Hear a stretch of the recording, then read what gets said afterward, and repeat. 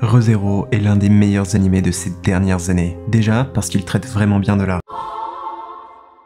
Cette vidéo parle d'un de mes animés préférés. Un animé qui touche à beaucoup de choses. Un animé qui aborde l'art. Vraiment, j'adore ReZero. Petite pépite sortie de nulle part. Un isekai au scénario révolutionnaire. Et je ne peux m'empêcher de m'interroger sur pourquoi là. Un banger absolu. Rares sont les histoires à me mettre une claque, à me scotcher, à autant m'émerveiller. Plus qu'impressionné, je suis tout simplement jaloux de là. Je doutais. Après une flopée d'animés tous plus décevants les uns que les autres, avec seulement quelques titres sympathiques ici et là, je n'y croyais plus. Et pourtant, un jour, sans prévenir, c'est pointé là. Aujourd'hui, j'ai envie de parler du roi d'un genre tout entier, l'indétrônable souverain du style le plus populaire qu'il soit, le Van Gogh de l'isekai, le De Vinci du storytelling. Aujourd'hui, j'ai envie de parler de l'art. ReZero est un pur chef-d'œuvre. Cet animé est un bijou d'un vent. C'est une histoire pas comme les autres. ReZero est mon art. J'ai jamais rien vu. Un trésor juste. Une aventure qui... L'empereur incontesté. Un accomplissement. Une prouesse. Cette vie, j'aime trop. ReZero, ce mec, mon prix, la seule, j'adore, le mec, l'unique, mon ami, c'est le, oui c'est, je kiffe, ma drogue, je... Oui, vous l'aurez compris, ReZero parle d'amour.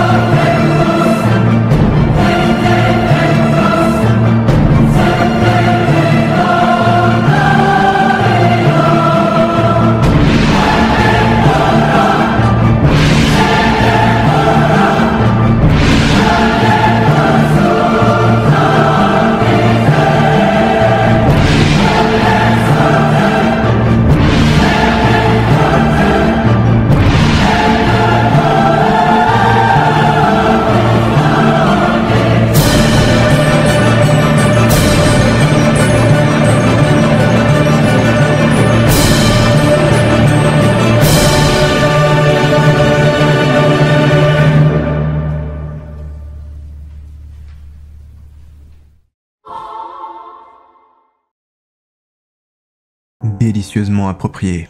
Sans doute est-ce parce que l'isekai demeure le roi des contes qu'il attise autant le fiel du peuple. J'ai rarement vu un genre autant décrié et déprécié. Mais ne vous leurrez pas, l'isekai régnait, règne et régnera. Ces histoires où le héros se voit transporté d'un monde, souvent le nôtre, vers un nouveau, évidemment fantastique, réalisent ce qu'aucune autre ne peut.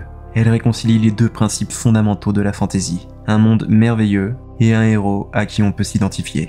Mettez Frodon au service compta et le spectateur s'en ira. Faites de Sauron votre prota et le lecteur se lassera. C'est comme ça. Nous cherchons à la fois l'étrange et le familier, l'exotique et l'intime, l'extraordinaire et le commun. L'isekai unit parfaitement les deux. L'isekai permet de créer un lien immédiat entre le héros et le spectateur, projetés en même temps dans un monde dont ils ont tout à découvrir. Oui, l'isekai est roi. Ce n'est pas un hasard s'il s'impose parmi les histoires les plus populaires de notre culture. Harry Potter, Narnia, Le Magicien d'Oz, Alice au Pays des Merveilles, les exemples sont légion, presque innombrables. Alors, à force, le sot blâme le genre. Mais le sage, lui, tense l'auteur. Ou devrais-je dire les auteurs, parce qu'ils se sont donné le mot. Ne serait-ce que dans le petit monde des animés, c'est plusieurs dizaines d'isekai qui sortent chaque année. MyAnimeList en recense près de 400. La police, plus de 9000. Et à chaque bévue, à chaque maladresse, c'est les lettres de noblesse du genre tout entier qui s'érodent. Mais c'est aussi bien comme ça que l'isekai meurt. Puisque pour bâtir un nouveau monde, il faut d'abord détruire l'ancien. Vive l'isekai. ReZero est de ces histoires dont on se demande comment, au juste, est-ce que personne n'a eu l'idée avant. La vérité est que quelqu'un, quelque part, l'a bel et bien eu. Mais de nos jours, à l'ère des nombres absurdes, c'est celui qui parle qui fait. Et j'ai envie de dire que ReZero parle à tout le monde. Enthousiasme, exaltation, incontrôlable goal intellectuel, les mots me manquent pour décrire l'état dans lequel le premier épisode m'a plongé. Ça remonte, et pourtant je m'en souviens comme si c'était 8 ans auparavant. Premier constat, plus c'est long, plus c'est bon.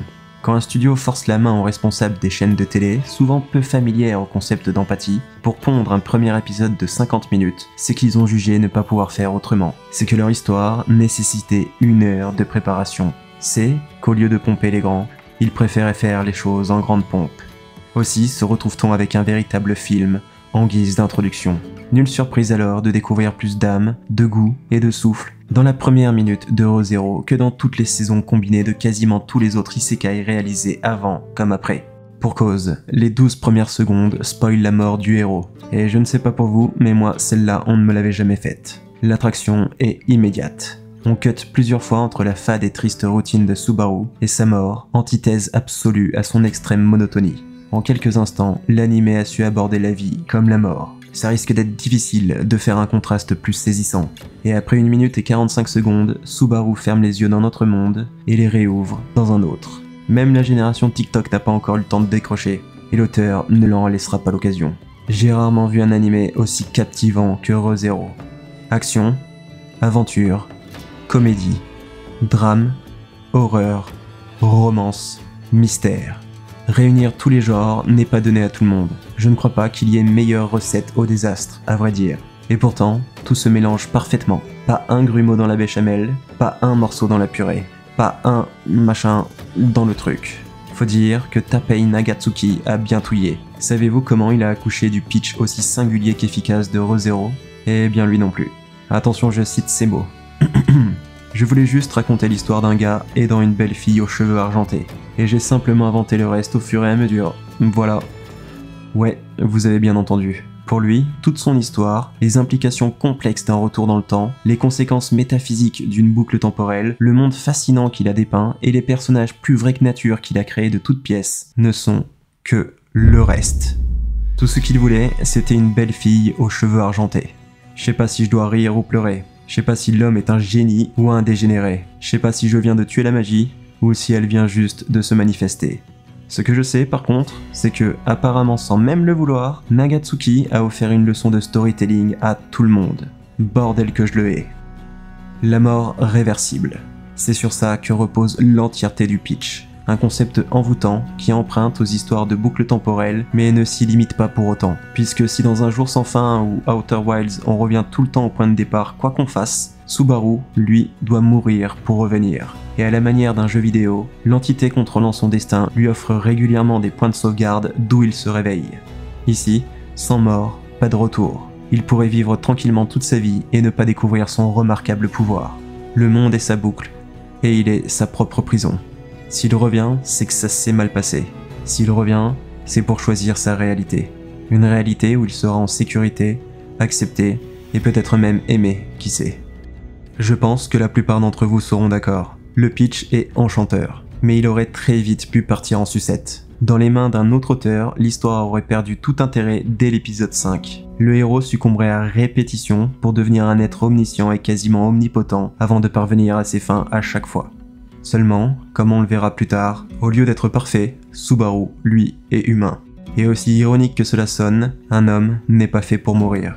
C'est à l'épisode 4 qu'il prend pleinement conscience de son pouvoir et de ses limites. Notamment puisque la limite, c'est lui. Subaru ne veut pas souffrir, Subaru ne veut pas mourir. Il ne peut simplement pas s'habituer à la mort. Et on nous fait comprendre que ça ne risque pas de changer de sitôt. Voilà le premier trait de génie qui maintient l'intérêt du récit. Au lieu de diminuer l'intensité des scènes, le pouvoir de Subaru ne fait que renforcer la tension. Parce qu'à la différence des autres héros, on sait que lui peut clamser à tout moment. Ce qui permet de créer de sévères retournements de situation. On pense que Subaru va s'en sortir après plusieurs épisodes de planification et d'efforts acharnés, sauf qu'un événement imprévu surgit de nulle part, et retour à la case départ. Et contrairement à ce qu'on pourrait penser, chaque mort compte. Elles ont toutes des conséquences. C'est aussi pour ça que la romance prend une place prépondérante dans l'histoire. pour qu'on se retrouve investi dans les relations. Comme ça, une scène de rapprochement entre deux personnages peut se voir totalement effacée si Subaru meurt. Et pas sûr qu'ils puissent retrouver le même moment dans la boucle suivante, car les relations humaines tiennent parfois à un fil, et rien n'assure que les gens réagissent parfaitement pareil à chaque fois.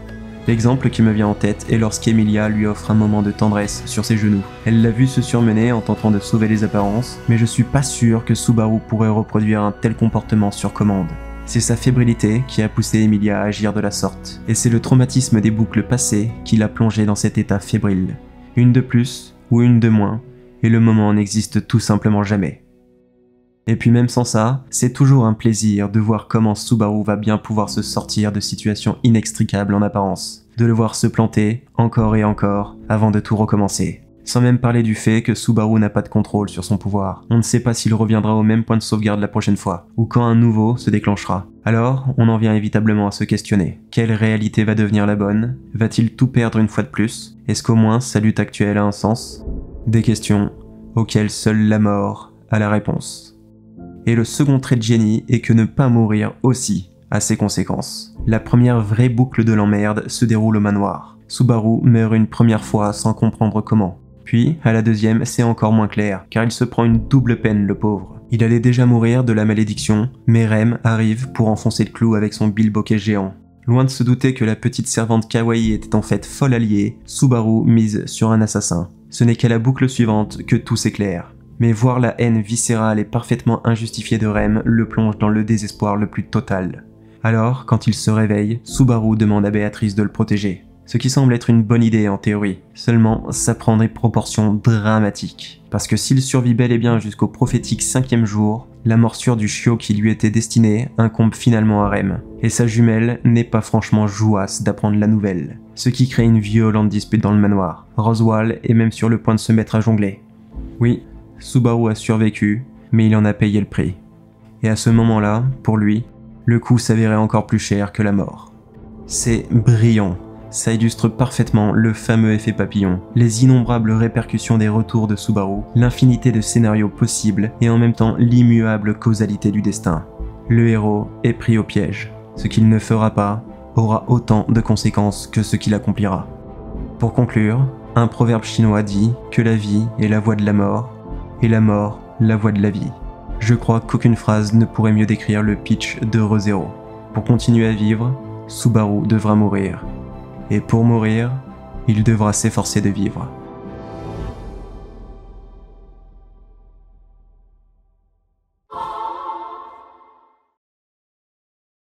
Le monde.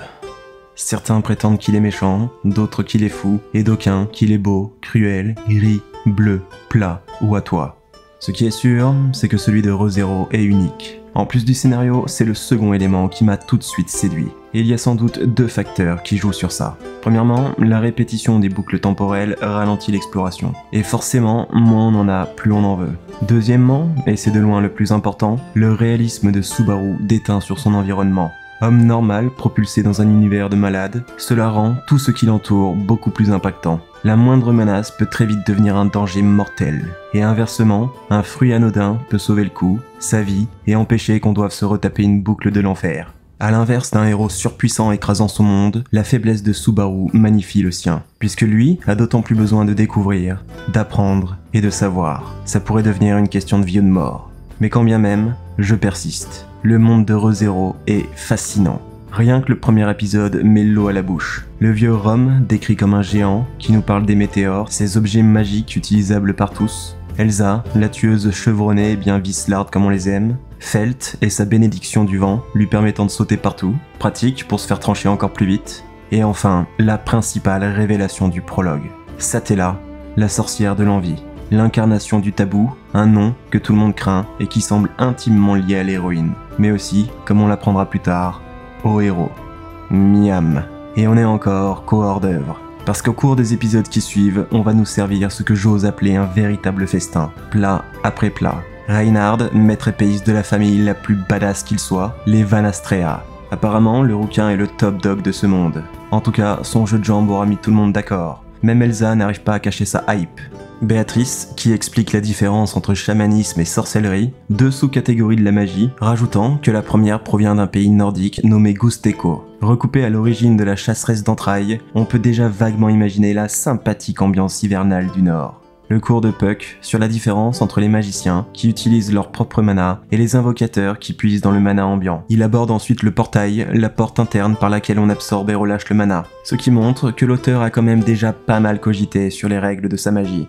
On apprend alors l'attribut de Subaru, les ténèbres, un contraste saisissant avec ce qu'on a vu de lui jusqu'ici. Quelqu'un de très humain, très droit, très pur. De quoi mijoter de belles révélations pour l'avenir, et le mystère ne fait que s'épaissir. Puck lui enseigne d'ailleurs son tout premier sort, Shamak, qui permet d'envelopper une cible dans les ténèbres, et ce profond inconfort rappelle à Subaru une sensation bien familière. Mine de rien, et même si c'est pas la plus grande surprise au monde, on vient plus ou moins de nous dire que la sorcière de l'envie partage le même attribut que Subaru.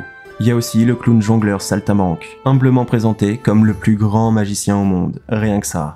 On l'a pas encore trop vu à l'œuvre, mais apparemment il peut voler à grande vitesse et cramer des forêts. On entend également parler d'un serment passé entre la famille royale et un dragon, créature emblématique et si noble que, peu importe l'univers, ils sont quasiment toujours au sommet de la chaîne alimentaire. Et si jamais il restait un doute, Ram le présente comme l'égal d'un dieu. Ce qui tombe mal, puisque Roswell nous révèle que s'il veut accéder au trône via Emilia, c'est uniquement pour avoir la chance de tuer le dragon. Et comme c'est la toute première fois qu'il a l'air sérieux, le con, forcément, ça marque le coup. Petite déclaration aussi simple qu'efficace qui permet de teaser la créature mythique. Sans doute pas aussi bienveillante que ce qu'on pourrait penser. Tout comme les ambitions du magicien, qui apparemment a de la suite dans les idées.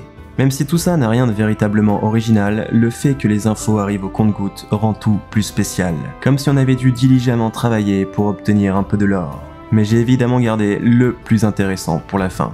Parce que faut parler de la baleine. En vrai, ça non plus, c'est pas franchement original.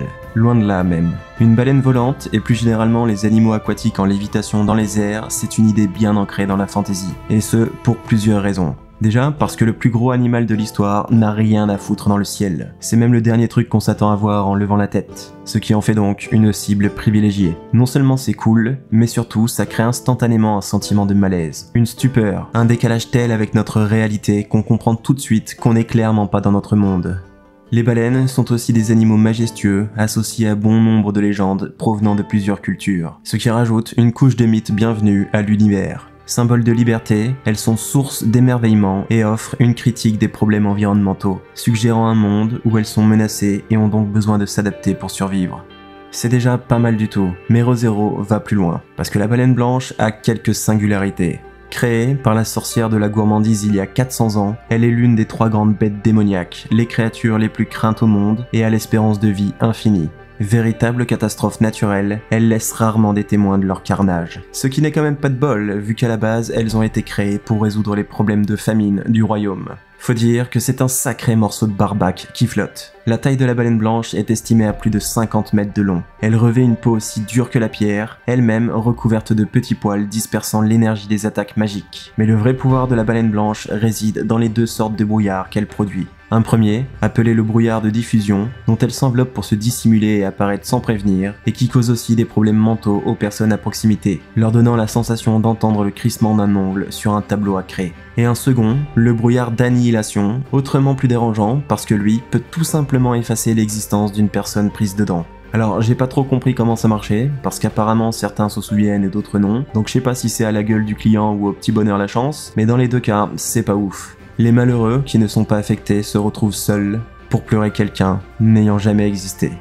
Pas étonnant donc que la baleine blanche ait terrorisé le monde entier pendant 4 siècles, engloutissant marchands, armées et villes entières, détruisant quasi totalement l'expédition dirigée par Theresia Van Astrea, 14 ans avant sa mise à mort par Subaru, légèrement aidé par un vieux schnock. C'est d'ailleurs la toute première des 3 grandes créatures de la sorcière à être vaincue.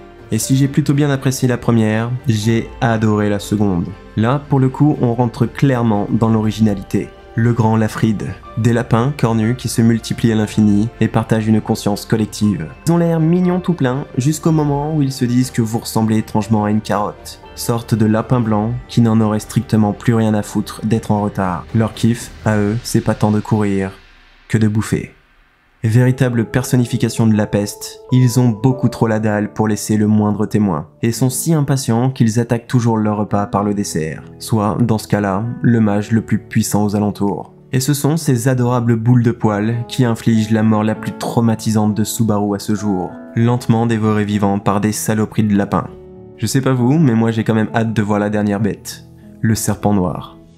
Sinon, j'apprécie aussi beaucoup le système des bénédictions. On ne connaît pas grand chose dessus actuellement, mais il semblerait que certains naissent avec des dons. Felt semble pouvoir se déplacer à grande vitesse, Crush peut détecter les mensonges, et Best Boy Otto communiquer avec tous les êtres vivants. Les sorcières sont aussi très cool. Évidemment, elles incarnent leurs péchés capitaux, mais elles le font d'une façon originale et intrigante, en plus de jouir d'un chara-design de qualité. Même chose d'ailleurs pour leurs évêques. J'avoue avoir un gros faible pour Betelgeuse. Death. Sacré taré celui-là, je l'adore. D'autant plus qu'il révèle quelque chose de très intéressant. Entre deux léchouilles d'œil et auto-fracassage de crâne, il demande, l'air de rien, à Subaru s'il n'est pas l'orgueil. Et perso, pour moi, ça c'est déjà un fait accepté et validé. Je trouve que ça colle parfaitement avec ce qu'on a vu de lui jusqu'ici. Subaru a tout de même l'outrecuidance de penser qu'Emilia est impuissante sans lui, alors qu'elle s'en sortait très bien, voire même carrément mieux avant qu'il ne débarque. En plus, lorsqu'il demande à Echidna de le laisser parler à Daphné, la sorcière de la gourmandise, c'est Typhon, celle de l'orgueil, qui débarque, parce qu'elle ne pouvait pas résister et voulait trop le voir. Perso, je trouve ça un peu louche. Mais bien sûr, pas aussi louche que la sorcière de l'envie. Perçue comme le pire fléau de ce monde, la mort incarnée. Là-bas, le mot sorcière ne désigne plus qu'une seule chose. Celle qui a dévoré les 7 autres et englouti la moitié du monde. On raconte qu'elle désirait être aimée et que son corps ne faiblit, ne pourrit ni ne meurt. On raconte que le héros, le dragon et le sage l'ont bannie de ce monde sans réussir à la tuer. On raconte qu'elle est une demi-elfe aux cheveux argentés. Et pour une raison inconnue, elle semble avoir jeté son dévolu sur Subaru. C'est elle qui l'a cueilli de notre monde pour le transporter ici. Ce qui suscite beaucoup de questions. Est-ce qu'elle observe absolument toutes les personnes d'autres mondes? Et si oui, pourquoi Subaru au juste? Et l'aime-t-elle vraiment comme elle le prétend? Elle dit vouloir le libérer des chaînes du destin et de la mort, mais son prétendu amour semble plus nocif qu'autre chose. Elle le ressuscite, mais l'empêche de révéler à quiconque son pouvoir, et n'hésite pas à le terroriser pour ce faire. Son obsession, pour ce gars banal en apparence, semble ne pas connaître de limites. Ainsi, dans un monde de bénédictions, Subaru semble, lui, avoir hérité d'une malédiction, à la fois la plus puissante et la pire de toutes. Mais peut-être est-ce simplement ce qui se passe quand, pour une fois, la mort en personne vous veut du bien.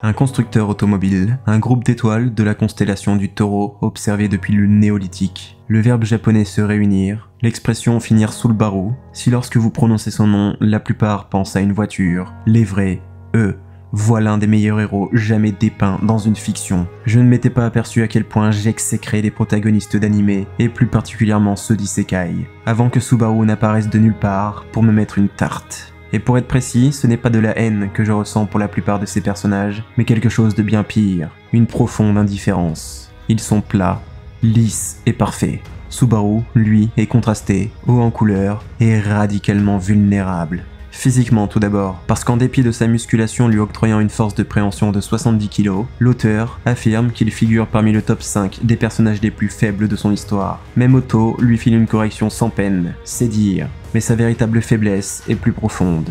Oui, Subaru est médiocre, oui, Subaru est fragile, oui, Subaru est humain. Alors, prenez-en de la graine, pseudo-héros foncièrement bons, dénués de toute peur, au-delà de tout reproche, prêts à risquer leur vie en un clin d'œil pour d'illustres inconnus, et ce, peu importe leur chance de survie. Prenez-en de la graine, insipide protagoniste d'isekai, débarquant avec un pouvoir surpuissant qui vous propulsera au sommet de votre nouveau monde sans risque, difficulté ou peine. Prenez-en de la graine, parce que notre héros, à nous, est un homme, un vrai, avec toutes les imperfections que cela implique. Alors oui, j'entends que le genre se veut comme une revanche virtuelle, une catharsis pour les pauvres âmes tabassées par la vie. J'entends que les spectateurs déprimés veulent rêver, s'échapper et espérer. Mais à ce compte-là, autant le faire correctement, non? Plus le héros rencontre d'obstacles, plus il galère, plus il échoue, et plus on s'y attache. Narcisse lui-même aurait du mal à s'identifier au protagoniste d'un isekai. Alors que pour mon frérot Subaru, il y aura pas de mal, parce que lui est inconfortablement humain. Pourvu, à juste titre me direz-vous, du syndrome du personnage principal, Subaru est imprévisible. On ne sait jamais ce qu'il va faire ou comment il va réagir. Parfois il nous impressionne, parfois il nous déçoit. Et c'est un sacré euphémisme. Je ne suis pas du genre à cringer devant une série, mais il y a un épisode et surtout une scène en particulier qui m'a fait grincer des dents comme jamais. En fait, je n'ai pas souvenir avoir déjà été autant mal à l'aise face à un animé, en train de me gratter les veines dans l'espoir qu'il ne venait vraiment pas, qu'il ne soit pas en train de se passer ce que je voyais. Tout l'épisode fait l'étalage des défauts bien humains de celui qui, qu'on le veuille ou pas, sera notre héros. Égoïsme, orgueil, puérilité, tout y passe et nous avec. Après avoir brisé la promesse faite à Emilia, pour notre plus grand plaisir, certes, Subaru s'invite à la fête royale et met pas longtemps avant d'insulter absolument tous ceux qui croisent son regard. Il place celle à qui il vient juste de se dévouer dans une situation ô combien embarrassante. Pire encore, il ne se rend même pas compte par lui-même, et c'est le nouveau venu qu'il ne peut déjà pas saquer pour des raisons puériles qui lui fait réaliser son erreur. On est déjà pas mal niveau malaise, mais faut croire que Subaru-kun ne faisait que s'échauffer, parce qu'après s'être encore ridiculisé de la plus belle des manières, arrive LA scène, celle qui m'a demandé le self-control d'un moine tibétain en plein nirvana. J'appréciais déjà beaucoup la profondeur de Subaru. Aussi, étais-je pas mal investi dans sa relation avec Emilia. Alors, quand il se sent rejeté par sa potentielle moitié, il pète une durite et affiche cette tronche avant de vociférer qu'Emilia a une dette colossale envers lui. C'est simple, je n'avais jamais vu un héros aussi pitoyable qu'en cet instant. J'avais qu'une envie, qu'il se foute en l'air, ici et maintenant. On oublie tout ça vite fait bien fait et qu'on reparte à zéro. Mais évidemment, ça serait trop facile. À la place, on va plutôt s'assurer que cet ignoble événement s'inscrive de façon permanente dans la timeline principale, pour être sûr et certain que même si son seul pouvoir consiste à modifier la réalité, il devra vivre avec celle-ci à jamais.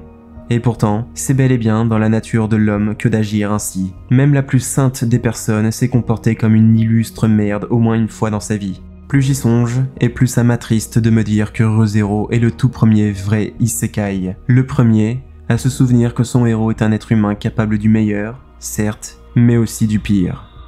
Ainsi, la dualité de l'homme se retrouve en Subaru, un gars normal qui va connaître un destin tout sauf ordinaire. Parce que l'histoire de Subaru n'est pas une comédie, une romance ou même une aventure. L'histoire de Subaru n'est pas un conte de fées, mais une tragédie. Venu au monde avec des rêves, des ambitions, des espoirs, il eut, comme nous tous, ses brefs moments de gloire. Pensant que l'avenir lui appartenait, qu'il pouvait devenir absolument tout ce qu'il voulait, qu'il avait le monde à ses pieds. Avant de réaliser, comme on le fait tous, qu'il n'était pas aussi remarquable qu'il le pensait, qu'il était loin d'être aussi brillant qu'il l'espérait. Très tôt, Subaru dut se rendre compte de la triste réalité. Il dut apprendre à ne pas être exceptionnel. Il dut accepter d'être parfaitement ordinaire. Juste une personne de plus, parmi des milliards. Ce qui fit lentement germer les graines de la dépression. Peu à peu, Subaru développa un complexe d'infériorité et finit par s'isoler. Il retenta de connecter en arrivant au lycée, mais ça ne fit qu'empirer. Alors, Subaru se retrouva encore plus seul, piégé dans le cercle vicieux de l'autodépréciation. Et la justesse des scènes m'a troublé. Subaru, stressé à l'idée de sécher les cours, attend, le cœur battant, que les aiguilles de son horloge égrènent 8 heures. Moment charnière où il devient officiellement trop tard pour aller au lycée. Bref instant de repos où il se sent un tout petit peu moins coupable. Subaru, qui s'efforce d'interagir aussi normalement que possible avec ses parents, rongé par sa propre culpabilité de les décevoir, alors qu'eux-mêmes n'osent rien lui dire et acceptent en silence. Alors, quand il se retrouve projeté dans un nouveau monde, Subaru l'accueille comme une opportunité en or, un véritable miracle, une renaissance. Il n'aurait pas pu plus se tromper. Parce que s'il se croyait seul, Subaru allait découvrir ce qu'est que la vraie solitude. Parce que s'il se croyait blessé, Subaru allait découvrir ce qu'est que le vrai traumatisme. Parce que s'il se croyait mort, Subaru allait découvrir à quoi ressemble la vraie. Imaginez vivre une série de désespoir sans fin ni issue, une boucle de malheur éternel, des morts douloureuses, tragiques et cruelles, les unes après les autres, encore, et encore, et encore. Imaginez quitter un cercle vicieux de dépression pour un second, bien pire, totalement impuissant face au destin, à la fatalité qui vous rattrape quand vous vous y attendez le moins. Imaginez abandonner une solitude manifeste pour une deuxième, plus fondamentale. Une qui vous empêche physiquement de partager vos plus intimes souffrances avec qui que ce soit. Une qui créent des liens à sens unique, des événements dont seul vous vous rappelez, des relations dont seul vous vous souvenez. Imaginez être pris dans un piège qui vous dépasse, comme une mouche dans une toile d'araignée attendant d'être dévorée, comme une insignifiante fourmi avançant sur un ruban de Mobius. Imaginez devenir spectateur de votre vie et surtout de votre mort, un simple visiteur d'un musée morbide où vous êtes le seul sujet. Les tableaux défilent comme des souvenirs à la fois vifs et diffus, vestiges de blessures aux cicatrices invisibles. Subaru, simple homme, n'est pas fait pour accueillir un pouvoir divin, il ne peut le supporter. Chacune de ces morts s'inscrit sur sa psyché comme un violent coup de pinceau ébène sur une toile bigarrée. Il revient et revient encore en arrière, essayant, une tentative après l'autre, d'écrire un futur acceptable, forcé de créer un miracle en quelques jours. L'ironie veut que Subaru, qui gâchait son temps à ne rien faire, n'a maintenant plus que ça. Il se retrouve une nouvelle fois prisonnier, une boucle de souffrance se répétant tant qu'il essaye, un tourment éternel, la définition de l'enfer, en somme. De quoi proprement sombrer dans le désespoir, jusqu'à atteindre un premier pic à l'épisode 15. Un épisode que beaucoup n'hésitent pas à hisser au rang des tout meilleurs que la fiction nous ait jamais offert, et à minima l'un des plus marquants de la série. Moi aussi, je dois bien avouer avoir pris une claque mémorable. C'est la première fois que des crédits m'ont procuré des frissons. Alors que la fin de la première partie s'accorde avec celle de Subaru, lui, comme nous, sommes pris d'une impuissance glaciale, une détresse polaire, une conclusion encore plus apocalyptique que les précédentes, car cette fois ce ne sera pas seulement Subaru, mais le monde entier qui s'éteindra avec lui. Alors, lorsque les crédits défilent, on les laisse, que ce soit par choc ou respect. Mais si la vie est un jeu, alors Subaru est un glitch. Le voilà, son pouvoir. Ce n'est pas de revenir à la vie ou même de retenter sa chance. Alors qu'il était totalement incapable de le faire une seule fois dans sa vie précédente, aujourd'hui, son don est de pouvoir tout reprendre à zéro. Encore une fois, délicieusement approprié. Parce qu'il faut être faible pour devenir fort. Parce qu'il faut avoir connu le désespoir pour espérer. Parce qu'il faut parfois mourir avant de pouvoir commencer à vivre. Subaru est aussi beau qu'il est repoussant. Ses yeux mauvais ne sont là que pour contrebalancer son sourire éclatant. Le premier épisode se veut comme une mise en abîme, une prémisse du destin qui l'attend, des futures désillusions auxquelles il se heurtera. Pour cause, malgré son excitation, son arrivée n'est clairement pas aussi glorieuse qu'il l'espérait. Pas d'invocatrice kawaii pour le guider, pas de force surhumaine pour le magnifier. Subaru est seul.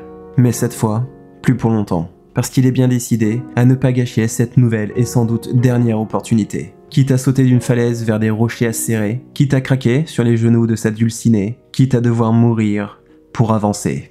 Et finalement, après avoir encaissé bien plus que ce qu'un simple homme est censé pouvoir supporter, c'est à l'épisode 18 que Subaru renaît. Si le 15e épisode m'a mis une claque, le 18e m'a foutu un pied-bouche. Et je ne saurais même pas dire si c'est ma tête ou mon cœur qui a morflé.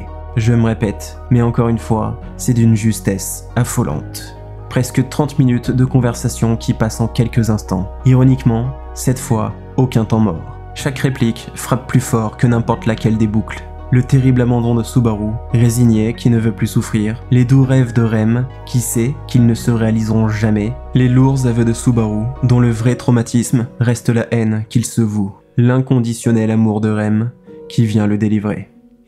Et à la fin, ça y est, Subaru est mort, les présentations sont terminées. On tient la version finale de notre héros, celle d'un homme acceptant sa dualité, d'un homme autant capable de rire que pleurer, d'un homme qui, enfin, retrouve le monde à ses pieds. Vive Subaru.